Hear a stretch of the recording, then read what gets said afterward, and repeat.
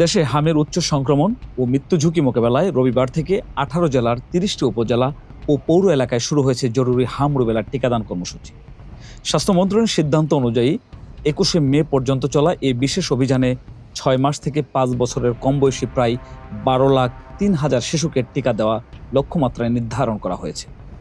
গত রবিবার সচিবালয়ে এক ব্রিফিংয়ে স্বাস্থ্যমন্ত্রী সর্দার মোহাম্মদ সাখাওয়াত হোসেন জানান, আগে টিকা নেওয়া থাকলেও নিরাপত্তার খাতিরে সব শিশুকে এই কর্মসূচির আওতায় আনা হবে। তবে অসুস্থ শিশুদের ক্ষেত্রে সুস্থ হওয়ার পর টিকা নেওয়ার পরামর্শ দেওয়া হয়েছে। এক্ষেত্রে যারা ইতোমধ্যে হামে আক্রান্ত হয়েছেন তাদেরকে ভিটামিন এ ক্যাপসুল খাওয়ানো হবে।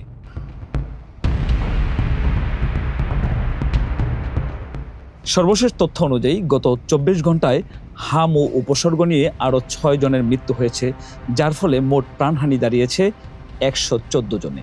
পরিস্থিতি নিয়ন্ত্রণে সকাল 9টা থেকে বিকাল 5টা পর্যন্ত টিকাদান কেন্দ্রগুলি খোলা থাকবে।